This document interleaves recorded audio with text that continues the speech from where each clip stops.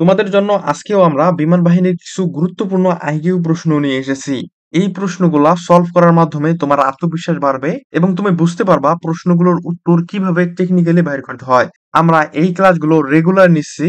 এর আগের 40টা ক্লাস না করে থাকলে আমি তোমাদের বলবো একটু করে আসো সেই ক্লাসগুলো। ওই ক্লাসগুলো দেখলে হবে কি তোমাদের বেসিকটা আরো ক্লিয়ার হয়ে যাবে এবং আমাদের এই ক্লাসগুলো দেখে সিদ্ধান্ত নাও কবে নাগাদ আমাদের বইগুলো তোমরা নিচ্ছ। আমরা আজকের এই ক্লাসে যে বিষয়টা নিয়ে ডিসকাশন করব বা আলোচনা করব সেটা হলো ভাষাগত যৌতিক বিচার তথা ভাষাগত যে যৌতিক বিষয়ের যে আইকিউ প্রশ্নগুলো আসে, যে অধ্যায়টা রয়েছে এই প্রশ্নগুলো নিয়ে আমরা আলোচনা করব। আই হোপ তোমরা যারা জাবিতে পরীক্ষা দেবা, জাবির জন্য অ্যাডমিশন নিশ্চয় ডি ইউনিটের বিশেষ করে তোমরা আই হোপ এই অধ্যায়টা ভালো, এই অধ্যায়টার সাথে বিশেষভাবে পরিচিত বা ভালো করে পরিচিত। অর্থাৎ তোমাদেরকে কিছু এখানে সামঞ্জস্য তা দেবে যে কিরকম আমি তোমাদেরকে বোঝাই যে লাইলি মজনুর মধ্যে কি রকম সম্পর্ক, লাইলি মজনুর মধ্যে যেই রকম সম্পর্ক, এর পাশাপাশি আরো কয়েকটা তোমাদের অপশন দেবে যে তাদের মধ্যে এখানকার কি রকম সম্পর্ক রয়েছে, যে ইউসুফ জুলেখা থাকতে পারে, রোমিও জুলিয়েট থাকতে পারে, তাদের মধ্যে কি রকম সম্পর্ক এবং তোমার আমার ওখানে নাম থাকতে পারে যে এর মধ্যে কোনটা আর কি ব্যতিক্রম বা ভাষাগত যৌতিকতাটা তোমাদেরকে বিচার করতে হবে। সো লাইলি মজনুর মধ্যে কি সম্পর্ক? প্রেমের সম্পর্ক। ইউসুফ জুলেখা, রোমিও জুলিয়েট এদের মধ্যে কিন্তু প্রেমের সম্পর্ক। অন্য একটা ওখানে দেওয়া থাকবে, ভাষাগত দেওয়া থাকবে, অপশন দেওয়া থাকবে। সেখানে আরকি এই আরকি রোমিও জুলিয়েট তারপরে ইউসুফ জুলেখা এরকম প্রেমের সম্পর্ক নাই। হয়তো তাদের অন্য কোনো সম্পর্ক থাকতে পারে। সো সেইটা আমাদেরকে খুঁজে বাইর করতে হবে। এটাই হলো ভাষাগত যৌতিক যে বিচার আইকিউ রয়েছে, যে সিরিজের আইকিউ রয়েছে সেই সিরিজটা। আজকের এই ক্লাসে আমরা ভাষাগত আরো একটা সিরিজ নিয়ে আলোচনা করব। সেই বিষয় এই ২ টা নিয়ে আমরা একদম ফুললি আলোচনা করার চেষ্টা করব। ইনশাআল্লাহ এই ক্লাসটা করার মাধ্যমে তোমাদের এই বেসিকটা নিয়ে আর কোনো টেনশন করা লাগবে না। এয়ার এয়ারফোর্স পাশাপাশি বাবা এবং তোমরা যারা জেইউতে ডি ইউনিটে পরীক্ষা দেবা, অর্থাৎ বিশ্ববিদ্যালয়ের জন্য তোমরা যারা প্রিপারেশন নিচ্ছ তোমাদেরও বেসিকটা অনেকটা ক্লিয়ার হয়ে যাবে ইনশাআল্লাহ। আমি আমার হালকা পাতলা বুঝ দিয়ে, ভাঙাচোরা বুঝ দিয়ে তোমাদেরকে বোঝানোর চেষ্টা করব। যদি কোনো ভুল হয়ে থাকে তাহলে ক্ষমা সুন্দর দৃষ্টিতে দেখার চেষ্টা করবেন। আচ্ছা, ফার্স্ট অফ অল আমরা ১ম থেকে শুরু করি। এখানে দেখো, এখানে একটা প্রশ্ন দেওয়া রয়েছে। এখানে বলছিল কলমের সাথে কবির যেরকম সম্বন্ধ, তাহলে সুইয়ের সাথে এখানে যে নিচের ৪ টি অপশন দেওয়া রয়েছে কোনটার সাথে ঠিক তেমন সম্বন্ধ রয়েছে? তোমরা কি বুঝতে পেরেছো? আমি ভাষাগত যৌতিকতা আর কি যে বিচার আইকিউ রয়েছে, এই আইকিউটা কিরকম? এখানে বলছে হলো কলমের সাথে কবির যে সম্বন্ধ, সুইয়ের সাথে কোনটির একই রকম সম্বন্ধ আছে। আমি তোমাদেরকে বলছিলাম যে এই ভাষাগত যৌতিক বিচারের আইকিউ গুলো হলো ওই একটা সম্বন্ধ দেওয়া থাকবে এবং পাশাপাশি তোমাদেরকে অপশনে খুঁজে বের করতে হবে। প্রেমের সম্পর্ক থাকতে পারে বা এরকম কবির সম্পর্ক বা হলো দর্জির সম্পর্ক, এরকম কিন্তু আর কি ইয়ার সম্পর্ক কিন্তু থাকতে পারে। সো আমরা এখানে কিভাবে সলভ করো এটা যদি তোমাদেরকে একটু আমার হালকা পাতলা বুঝ দিয়ে বোঝাই দেই তাহলে তোমরা এখানে একটু লক্ষ্য করো। এখানে বলছিল কলমের সাথে কবির যেরকম সম্বন্ধ, তাহলে সুইয়ের সাথে কোনটি সম্বন্ধ রয়েছে? সুতোর কি সম্বন্ধ রয়েছে? বোতামের কি সম্বন্ধ রয়েছে? সেলাইয়ের সম্বন্ধ না দর্জির সম্বন্ধ রয়েছে? তোমরা একটু বলো এটা আর কি সঠিক অ্যান্সার কি হবে? দেখো এখানে কি রকম এটার সঠিক অ্যান্সার তোমরা খুঁজে বের করবা? কলমের সাথে কবির সম্বন্ধ রয়েছে। আচ্ছা, তুমি কলম যদি ধরো তাহলে কবি দেখবা এটাকে ধরো তোমরা উপন্যাস, এটা নাটক, এটা গদ্য। বুঝতে পেরেছো? কবি কিন্তু উপন্যাসও লেখে, নাটকও লেখে, গদ্যও লেখে। ঠিক অনুরূপভাবে সুই সুই দিয়ে কে কাজ করে? সুই, সেলাই মেশিনও সুই দিয়ে কাজ করা হয়, সুই দিয়ে বোতামও লাগা হয়, সুইয়ে কিন্তু সুতাও লাগা যায় সুইয়ের ঘরায়। বাট কাজটা করে কিন্তু দর্জি। অর্থাৎ দর্জি সেলাই করে, দর্জি আবার বোতাম লাগায়, দর্জি কিন্তু সুতো সে এটা সুতো দিয়েও কাজ করে। তার মানে সুইয়ের সাথে আমাদের সম্পর্ক রয়েছে কিন্তু দর্জির। তথায় সঠিক অ্যান্সারটা কিন্তু আমাদের দর্জি হবে। তেমন দেখো কলমের সাথে কবির সম্বন্ধ। এটা দিয়ে তুমি এখানে একটা অপশন ধরো যে কবি কি করে? কবি কলম দিয়ে লেখা লেখে। কবি কি করে? কবি একটা উপন্যাসও লেখে, কবি নাটকও লেখে, কবি আবার গদ্যও লেখে। তাহলে এই যে দর্জি রয়েছে না, এই দর্জির সাথে কার সম্পর্ক রয়েছে? দর্জি কিন্তু সুই দিয়ে কাজ করে। দর্জি আবার সুতো দিয়েও কাজ করে। দর্জি কিন্তু বোতাম দিয়েও কাজ করে, দর্জি কিন্তু সেলাইও করে। তার মানে সঠিক অ্যান্সারটা কিন্তু আমাদের এই যে দর্জি আছে এটা কিন্তু আমাদের সঠিক অ্যান্সারটা হবে। কেমন? তাহলে সঠিক অ্যান্সারটা কি তোমরা বুঝতে পেরেছো? সঠিক অ্যান্সার কিন্তু আমাদের এই দর্জি এখানকার সঠিক অ্যান্সার হবে।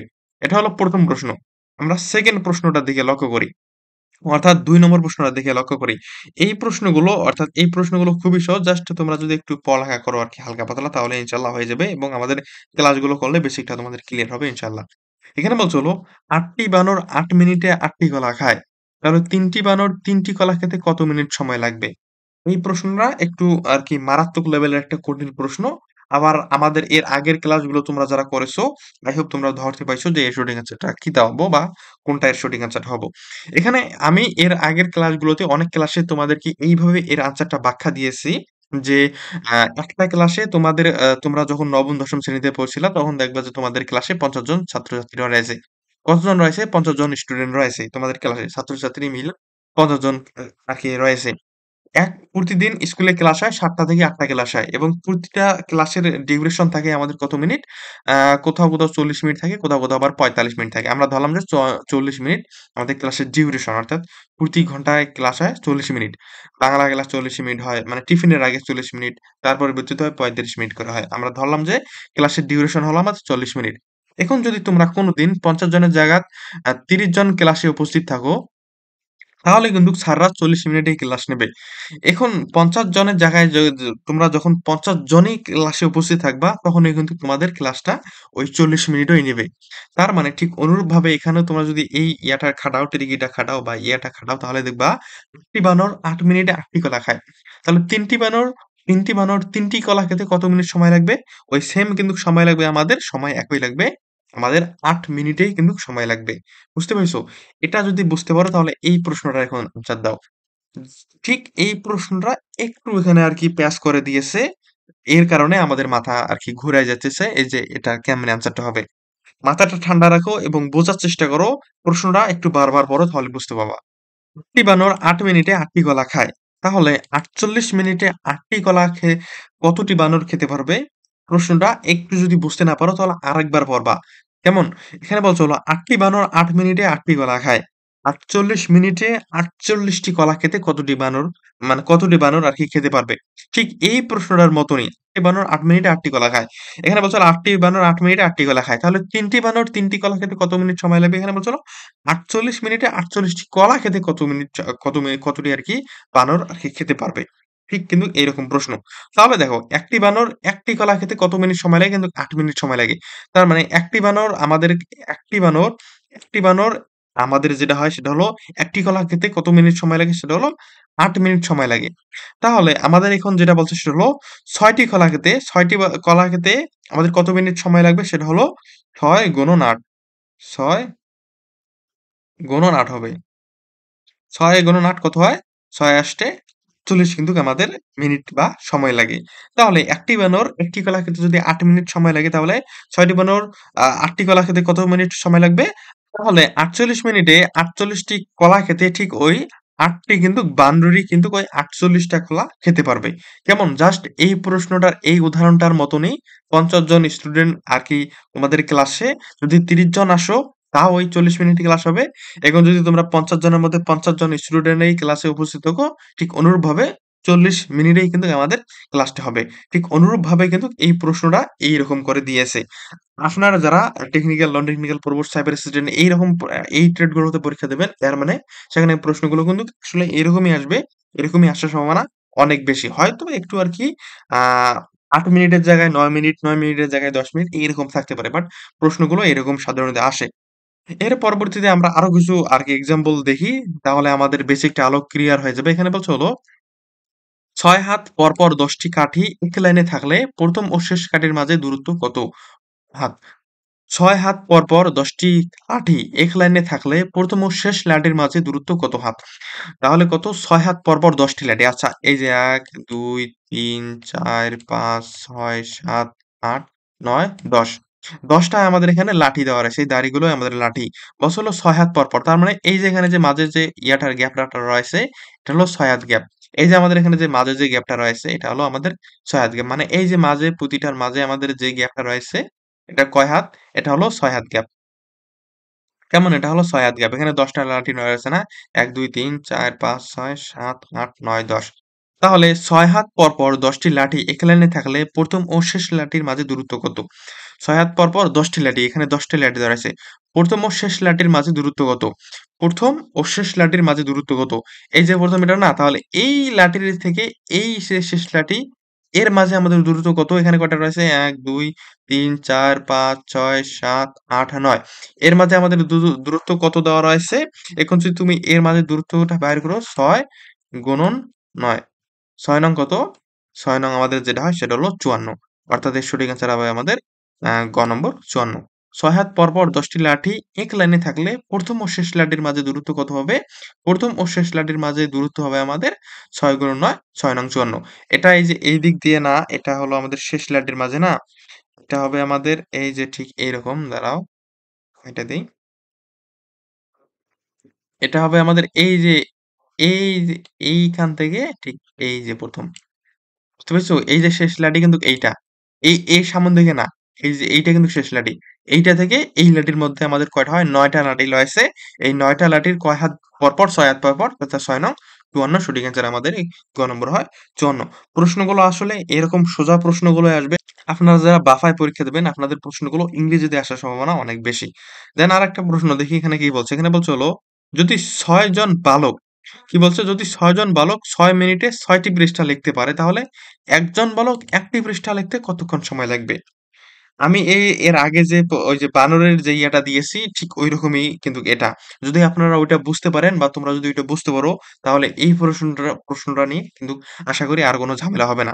এখানে বলছে হলো যদি ৬ জন বালক ৬ মিনিটে ৬ টি পৃষ্ঠা লিখতে পারে তাহলে একজন বালকের ১ টি পৃষ্ঠা লিখতে কতক্ষণ সময় লাগবে?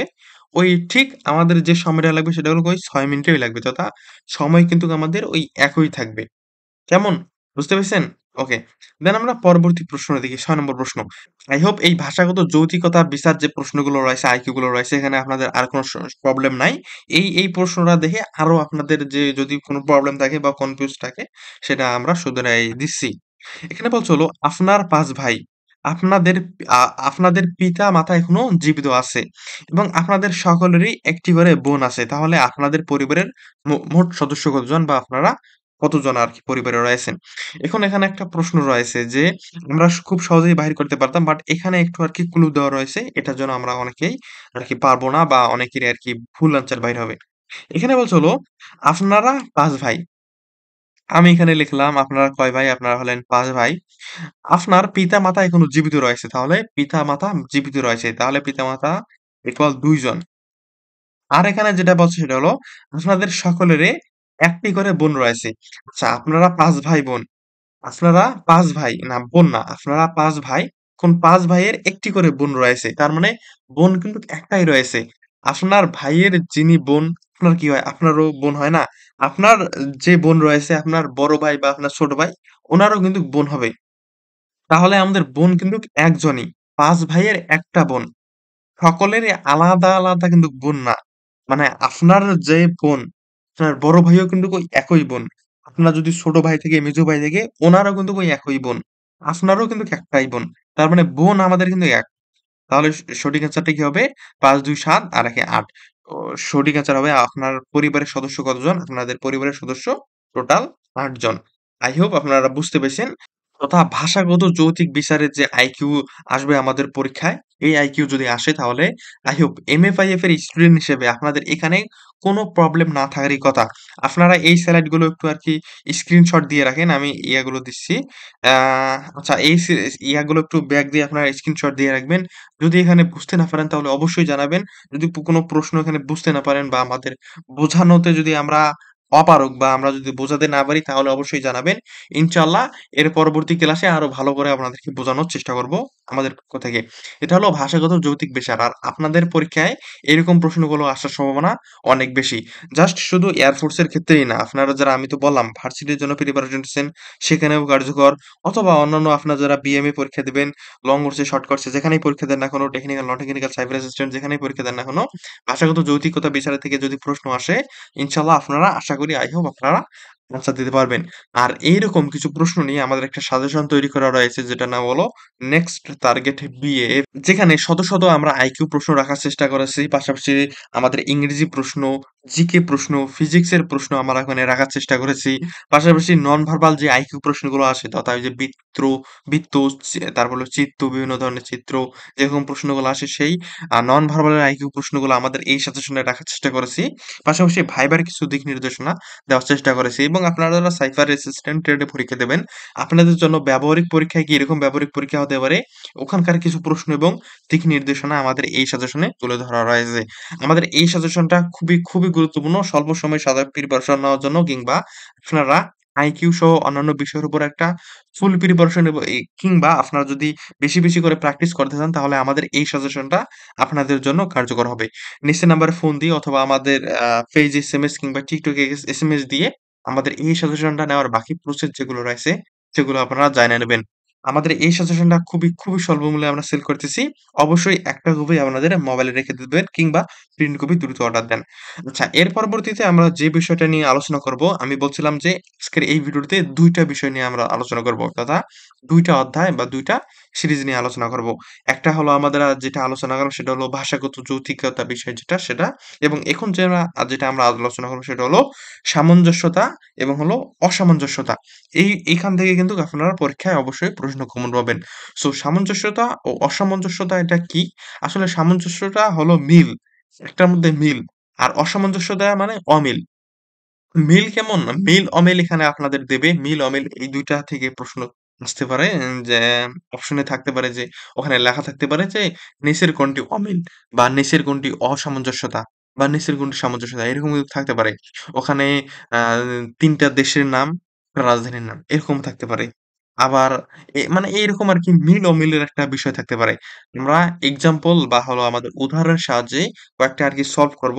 যাতে করে আপনাদের বেসিকটা ক্লিয়ার হয়ে যায় এবং আপনি পরীক্ষায় অনেক ভালো করতে পারেন ইনশাআল্লাহ। আচ্ছা, ১ম প্রশ্নটা দেখে একটু লক্ষ্য করেন। এখানে বলছে হলো, কোনটি অধিকতর ব্যতিক্রম? ক নম্বর হচ্ছে হলো তিল, খ বলছে হলো তিসি, গ নম্বর হচ্ছে হলো খেসারি এবং ঘ নম্বর হচ্ছে হলো সূর্যমুখী। সামঞ্জস্যতা ও অসামঞ্জস্যতার মূল বিষয়টা হলো মিল এবং অমিল। বুঝতে পেরেছেন? আচ্ছা, এখানে আ তিল, তিসি, খেসারি আর হলো সূর্যমুখী। এখানের মধ্যে অমিল কোনটা বা অত্যাধিক ব্যতিক্রম কোনটা? অসামঞ্জস্যতা কোনটা? আপনারা একটু খুঁজে বের করেন তো। আচ্ছা, আর খোঁজা লাগবে না। আমি আপনাদেরকে আনসারটা বাইর করে দিচ্ছি। এখানকার মধ্যে দেখবেন যে আপনারা তিল, তিলের তেল হয়, তিসিরও তেল হয়, আ সূর্যমুখীরও কিন্তু তেল হয়। বাট এই যে খেসারি রয়েছে, খেসারিটা কি জানেন? খেসারি একটা ডাল জাতীয় উপাদান বা একটা ডাল জাতীয় উপকরণ। কিন্তু তিল, তিসি, সূর্যমুখী এগুলো হলো আমাদের মানে তেল জাতীয় উপকরণ বা তেল জাতীয় একটা জিনিস। এটা দিয়ে তেল করা যায়। সূর্যমুখী ফুলের তেল হয়, তিসিরও তেল হয়, তিলেরও তেল হয়। কিন্তু খেসারির কিন্তু তেল হয় না। খেসারির কি হয়? খেসারি একটা ডাল জাতীয় উপকরণ। বুঝতে পেরেছেন? আ I hope বুঝতে পেরেছেন। আর যদি বুঝতে না পারেন যে খেসারিটা কি তাহলে আপনার মারে জিজ্ঞাসা করবেন। আপনার মা খেসারিটা কি সেটা বুঝাই দেবে ভালো করে। কারণ আপনি তো রান্নাঘরে কোনদিন ঢোকেন নাই। আল্লাহর রহমতে। দেন ২য় প্রশ্নটা দেখে লক্ষ্য করেন। এখানে বলছে হলো, কোনটি অসামঞ্জস্যপূর্ণ? এখানে বলছে হলো হারমোনিয়াম, খ নম্বর হচ্ছে হলো পিয়ানো, গ নম্বর হচ্ছে হলো গিটার এবং ঘ নম্বর হচ্ছে হলো টেলিটক। এখানে আমরা বুঝতেই পারছি প্রশ্নটা দেখে যদি আপনারা একটু লক্ষ্য করেন, আ এখানে বলছে হলো হারমোনিয়াম, পিয়ানো এবং হলো গিটার এবং হলো টেলিটক। এখানে দেখবেন এই যে টেলিটক এই বান্দা বাদে এখানে যে ৩ বান্দা রয়েছে, এই যে হারমোনিয়াম, পিয়ানো, গিটার এগুলো হলো বাদ্যযন্ত্র একটা জিনিস। মানে হলো ওই আ মানে বাদ্যযন্ত্র আরকি। বিভিন্ন কনসার্ট-টনসার্ট ও স্কুলে অনুষ্ঠান সেখানে যখন আপনারা দেখবেন সেখানে দেখবেন গিটার নিয়ে একজন গাচ্ছে, পিয়ানো বাজাচ্ছে, হারমোনিয়াম বাজাচ্ছে, গিটার বাজাচ্ছে। বাট টেলিটক এটা হলো একটা যোগাযোগ ক্ষেত্রে। আমরা যে টেলিটক সিমে যে কথা বলি, টেলিটকের যে সিম ইউজ করি। যোগাযোগ ক্ষেত্রে এটা আর হলো হারমোনিয়াম, পিয়ানো, গিটার এগুলো হলো আমাদের গান বাজনা বা হলো বাদ্যযন্ত্র এটা আরকি। আরো একটা প্রশ্নের মাধ্যমে আমরা এই যে সামঞ্জস্য এবং হলো অসামঞ্জস্যতা এটা আরেকটু সলভ করে নেই। এখানে বলছে হলো, কোনটি অসামঞ্জস্যপূর্ণ? ক নম্বর হচ্ছে শ্রীলঙ্কা, খ নম্বর হচ্ছে হলো মালাগাসি, গ নম্বর হচ্ছে হলো নিউজিল্যান্ড এবং ঘ নম্বর হচ্ছে হলো আফগানিস্তান। হুম, এই প্রশ্নগুলো সম্পর্কে আপনি যদি আরো বিস্তারিত জানতে চান তাহলে এই যে এখানে যে ইয়াগুলো রয়েছে শ্রীলঙ্কা, মালাগাসি, নিউজিল্যান্ড, আফগানিস্তান এ সম্পর্কে আরো একটু আপনাকে ডিপলি চিন্তা ভাবনা করতে হবে বা ডিপলি আপনাকে পড়াশোনা করতে হবে। বুঝতে পেরেছেন? যদি আপনি একটু ডিপলি পড়াশোনা না করেন, একটু চিন্তা ভাবনা না করেন, একটু পরিশ্রম না করেন বা তোমরা যদি একটু পরিশ্রম না করো তাহলে এটা কিন্তু বুঝতে পারবা না। কেন জানো? কারণ শ্রীলঙ্কা সম্পর্কে তোমাকে হালকা পাতলা একটু ধারণা থাকতে হবে। মালাগাসি সম্পর্কে একটু হালকা পাতলা, নিউজিল্যান্ড সম্পর্কে একটু হালকা পাতলা, আফগানিস্তান সম্পর্কে একটু হালকা পাতলা জ্ঞান থাকা লাগবে। জ্ঞান না থাকলে কিছুই করতে পারবে না। জ্ঞান নাই, কিছুই করতে পারবে না। পড়াশোনা না করো, কিছু করতে পারবে না। বাবা-মাও চান্স হবে না। তোমার ওই দিকে যে কি জানি বলে? হেনারও অন্য জায়গায় কিন্তু বিয়া হয়ে যাবে। তোমার চান্সও হবে না, এখানেও চান্স পাবা না। দেখবা অন্যদিকে তোমার রাজশাহী হচ্ছে না, মানে বিশ্ববিদ্যালয় হচ্ছে না। এদিকে আবার আ মানে হচ্ছেই না কোনো কিছু। তাই পড়ালেখা করো ব্রো। কোনটি অসামঞ্জস্যপূর্ণ? এখানে দেখবা শ্রীলঙ্কা, মালাগাসি এবং হলো নিউজিল্যান্ড এই ৩ টা হলো আমাদের এই ৩ টা যে ইয়া রয়েছে এগুলো হলো দ্বীপ মানে দ্বীপ রাষ্ট্র। বাট এই যে আফগানিস্তান এটা কিন্তু দ্বীপ না। অর্থাৎ এই যে আফগানিস্তান, নিউজিল্যান্ড, মালাগাসি, শ্রীলঙ্কা, মালাগাসি, নিউজিল্যান্ড এই ৩ টা হলো দ্বীপ রাষ্ট্র। বাট এই যে আফগানিস্তান এটা কিন্তু দ্বীপ রাষ্ট্র না। তাহলে সঠিক অ্যান্সারটা যেটা হয় সেটা হলো অসামঞ্জস্যপূর্ণ। এটা হলো আমাদের আফগানিস্তান। I hope প্রিয় বন্ধুরা সামঞ্জস্যতা, অসামঞ্জস্যতা ও আমরা একটু আগে যেটা করলাম সেটা হলো ভাষাগত যৌতিক যে আইকিউ করলাম। এগুলো সম্পর্কে আপনাদের একটা হালকা পাতলা কিংবা একটা বেসিক ধারণা হয়ে গেছে। ইনশাআল্লাহ I hope আশা করি যে পরীক্ষায় যদি এরকম কোনো প্রশ্ন আসে, ইনশাআল্লাহ আপনারা এখান থেকে আনসার করতে পারবেন। আর যদি পরীক্ষায় এরকম প্রশ্ন আসার পরও আনসার করতে না পারেন, তাহলে কিছু করার নাই। আমারই কপাল খারাপ, আপনার কপাল খারাপ না। আপনারা যদি এই প্রশ্নগুলো বা তোমরা যদি এই প্রশ্নগুলো বুঝতে পারো, তাহলে একটা হোমওয়ার্ক তোমাদেরকে দেই। আর আমি প্রমিস করলাম তোমরা এর আগে বলছিলে যে ভাইয়া ইংরেজির ক্লাস দেন। আমি প্রমিস করলাম এর পরবর্তী ক্লাসটা আমরা ইংরেজির উপর নিয়ে আসবো ইনশাআল্লাহ। মহান আল্লাহ তাআলা যদি আমাদেরকে সেই তৌফিক দান করে, তাহলে আমরা এর পরের ক্লাসটা ইংরেজির উপর নিয়ে আসবো। আজকের ক্লাসে যেটা হোমওয়ার্ক রইলো সেটা হলো এই যে আ হোমওয়ার্কটা তোমরা একটু স্ক্রিনশট দিয়ে নাও বা একটু ছবি তুলে নাও। এখানে বলছিল, একটি টেবিলে ১০ টি মোমবাতি রয়েছে। ৪ টি মোমবাতি নেভানো হলে টেবিলে মোট কতটি মোমবাতি থাকবে? এই প্রশ্নটা জাস্ট শুধু উত্তরটা লিখলেই হবে না। পাশাপাশি তোমাকে ব্যাখ্যাটাও লিখতে হবে। আমি যে এই ক্লাসটা নিলাম, নেক্সট টার্গেট বিএফ সিরিজের যে ৪১ তম ক্লাসে আমি যে ক্লাসটা নিলাম, এই ক্লাসে কিন্তু তোমরা এই ক্লাসে কিন্তু এরকম একটা প্রশ্ন তোমাদেরকে সলভ করে দিয়েছি। এইরকম একটা প্রশ্ন। সো তারই আলোকে আমি এইরকম একটা প্রশ্ন তোমাদেরকে হোমওয়ার্ক দিলাম। এই প্রশ্নটা জাস্ট শুধু উত্তর দিলেই হবে না, ব্যাখ্যাও দিতে হবে যে এমি ভাইয়ের তো ক্লাসটা করলাম। এখানে থেকে কি আমি কি শিখতে পারলাম? আমি আমার মতো করে এখানে ব্যাখ্যাটা দিয়ে দেই। আমি তোমাদেরকে রিকোয়েস্ট করব, দরকার পড়ে হাত জোড় করব যে তোমরা কোথাও দেখে বা কমেন্টে যারা কমেন্ট করেছে বা যারা পোস্ট করেছে তাদের দেখে এই কমেন্টটা করবা না। তোমার মাথায় যেটা আসে, তোমার মাথায় যেটা আসে তুমি সেটা খাতায় লেখো। দেন পরবর্তীতে আমাকে কমেন্ট করে দিবা। এখন যদি বলো যে ভাইয়া তো পরবর্তীতে ভিডিওতে দেখাবে আমার কমেন্ট গুলো। সো সেখানে আমার একটা মান ইজ্জতের বিষয়। সো ওই মান ইজ্জত ধইরা থাকলে কিন্তু হবে না। তোমাকে জানতে হবে। সো এই কমেন্টটার তোমরা দ্রুত আনসার দাও। কমেন্টটার এই প্রশ্নটার দ্রুত আনসার লিখে ফেলো। কমেন্ট না করে দিলেও কোনো সমস্যা নাই। তোমরা জাস্ট যদি বুঝতে পারো এটাই আমাদের আরকি আ আশা বা এটাই আমাদের প্রাপ্য যে তুমি বুঝতে পেরেছো। সো আজকের এই ক্লাসটা এ পর্যন্তই। তোমরা সবাই ভালো থাকো, সুস্থ থাকো। পরবর্তী ক্লাসের আহ্বান জানিয়ে আজকের এই ক্লাসটা থেকে আমরা এখানেই বিদায় নিচ্ছি। আল্লাহ হাফেজ।